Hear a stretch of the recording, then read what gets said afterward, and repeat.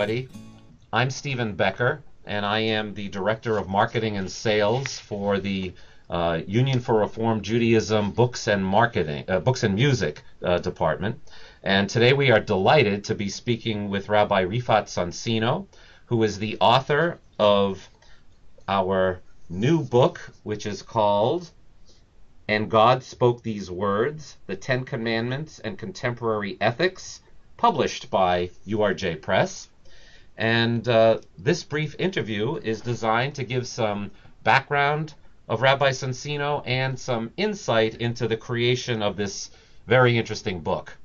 So, Rabbi Sonsino, thank you, welcome, and we invite you to share a bit of your background and your personal story before we ask you a few questions. Thank you, Steve. A pleasure talking to you as well. I was born in Turkey, studied law, but then decided to become a liberal rabbi. Turkey at that time did not have that option for me. It was an Orthodox Jewish community, and I was more interested in liberal Judaism. So first I studied in Paris, then I came to Cincinnati, and I was ordained in 1966. After my ordination, I went to Argentina, spent 3 years there, came to Philadelphia, did my doctorate at the University of Pennsylvania in biblical law, and then I worked in Chicago for 5 years, and then came to Needham in 1980 and remained there as a congregational rabbi of Temple Beth Shalom, and retired in about 10 years ago. And now I'm a retired rabbi, but a part-time professor at Boston College, and write books, do babysitting, and my life is full. Terrific. Thank you for that. It is a full life, and we are gifted with having published several of your books, and we're excited to have this new one.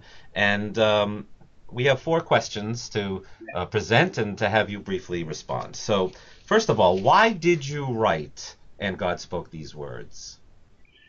Well, I've always been interested in the study of the Ten Commandments. The text is unique. There is nothing like this in the ancient Near East. Only the Bible has it. But there are all kinds of problems with it, and there are some misgivings about the text. I wrote the book primarily for 3 reasons. Number one, I realize that many people have the wrong information about the Decalogue. For example, many people think that the Golden Rule, treat others as you want to be treated, that Golden Rule is in the Ten Commandments, and it is not. The text comes from the 1st century rabbinic text, the text attributed to Rabbi Hillel. It's not found in the Ten Commandments. Number 2, I realize that many people project onto the text their own religious views.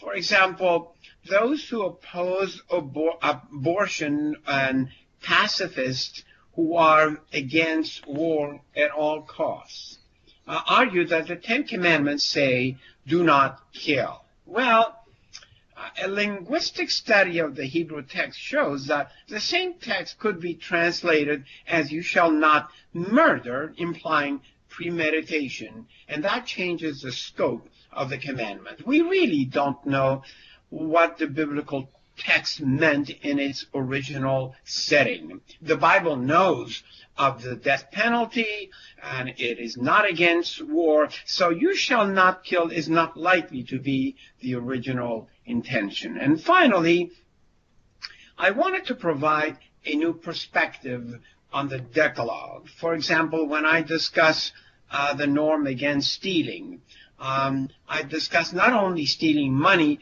but also kidnapping, encroachment, unfair competition, identity theft, copyright issues, Ponzi schemes, and others. So that's why I wrote the book, and hopefully the readers will enjoy reading it. Indeed. Second question for you. What is the relevance of the Ten Commandments now? Well, the Decalogue, as a unique text in the ancient Near East, contains certain basic legal and moral norms which are at the foundation of our Western world.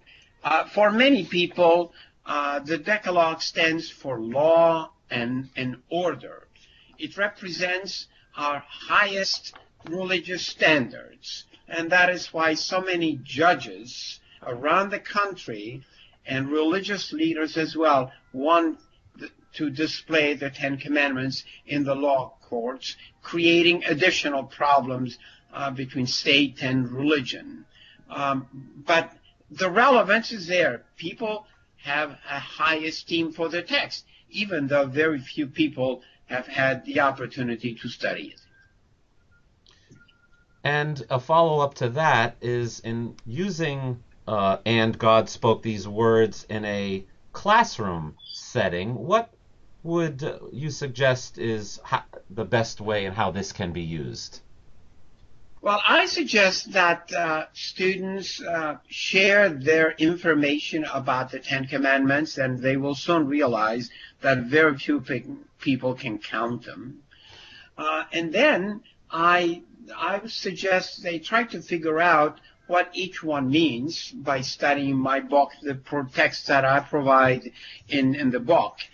And then try to see how this can be applied today. Finally, I would suggest that students try to create their own set of Ten Commandments that are reflective of modern life. Remember, the Ten Commandments was created in an agricultural setting. We live in an industrial world where computers reign. So we have totally different questions in our time, and students should be able to use a classical text and see how it applies to the modern world.